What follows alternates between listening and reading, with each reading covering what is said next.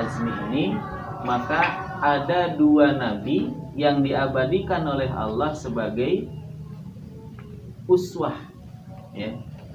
Di antaranya yang pertama adalah Rasulullah Muhammad SAW, sebagaimana Allah berfirman, laqad kana lakum fi Rasulillahi uswatun hasanah.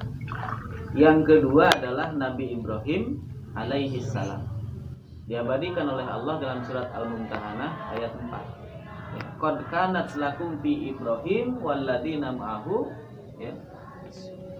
Jadi sungguh ada dalam diri Ibrahim itu uswatun hasanatun, ya, contoh yang baik bagi kalian dan orang-orang yang bersama mereka. Idz qalu, ketika dia berkata, liqaumihi, kepada kaumnya, inna bura'u minkum, sesungguhnya aku berlepas diri dari kalian, wa ma ta'buduna min dunillah, dan apa yang kalian sembah selain Allah.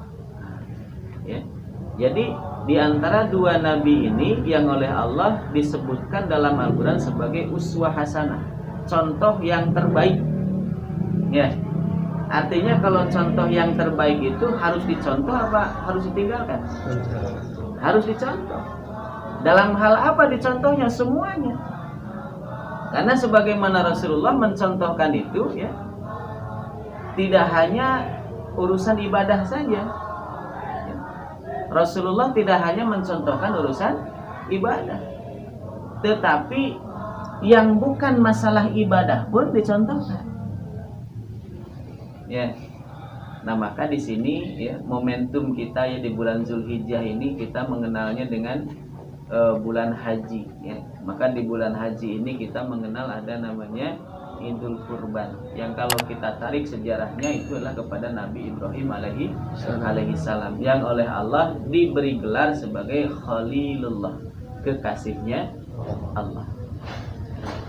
Nah, maka dari sejarah Ibrahim ini, ya, kita melihat bagaimana perjuangan, ya, para nabi dan para rasul ketika menyampaikan sebuah kebenaran, ya. Bagaimana ketika mereka menyampaikan sebuah kebenaran dan senantiasa terus dihadapkan dengan orang-orang yang kuat.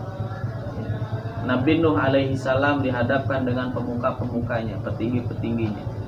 Lalu Nabi Musa alaihi salam dihadapkan dengan penguasa pada waktu itu. Nabi Isa alaihi salam dihadapkan pula dengan penguasa pada waktu itu, ya. Nabi Ibrahim alaihi salam dihadapkan dengan penguasa yang berkuasa pada waktu itu, ya. Nah, itulah ujian keimanan kita akan menghadapi selama kita mengaku beriman. Orang beriman itu pasti diuji, nggak ada yang lepas dari ujian. Maka dari ujian-ujian inilah Allah mengetahui bagaimana kadar iman kita. Karena kita nanti akan menempati surga itu sesuai dengan keimanan kita. Itu. Kita kan pengennya kafir daus wanya. Ngadoana kan gitu. Ya Allah, abi hoyong kafir daus. Padahal cenah kafir daus ini. Tapi terus kabayang gitu kan, Firdaus itu tempatnya para nabi dan para syuhada. Orang sahid nambung. Kumaha rek kafir dausna. Ya. Kan aneh itu mah, ngadoa itu sesuai aja. Maka kan kata Khalifah nggak salah, Khalifah mengatakan doa itu harapan, tetapi harus rasional. Maka kata Khalifah begitu, doa itu harapan, harapan itu boleh terjadi, boleh tidak. Ketika tidak terjadi bersabar, ketika terjadi bersyukur tuh. Orang mengadoa, ya Allah, orang ngadoa secara santai geus lila ya, geus kerep doa teh, tapi teu beunghar-beunghar. Orang ngeluh, nyarekan ke Allah. Ah, itu. Ya. Kan kita mah gitu, orang ngadoa teh teu dijabah wae ku Allah. Allah teh nyaah ka urang. Nah, di situ Allah itu tergantung prasangka hamba. Semoga hati. Iya, maka harus berhusnuzon kepada Allah, berbaik sangka kepada Allah. Kadang orang masuk goreng sangka we tong boro ka jelema ka Allah ge geus goreng sangka coba. Ya. Diberian ujian baru sedikit saja sudah ngomongnya, ya Allah berat-berat teuing ujian teh. Gitu.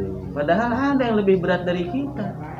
Kadang kita ini suka apa? Suka mendramatisir sesuatu. Jadi kita punya masalah kecil saja diperbesar seolah-olah kita ini orang paling menderita di dunia. Padahal ada yang lebih di ruang kita ini. Ya. Maka kunci qanaah, kunci bersyukur itu kata Rasulullah, lihat dunia ke bawah, lihat akhirat ke atas. Gitu. Kadang orang mati balik ningali dunia ke luhur, ningali akhirat ke kanan.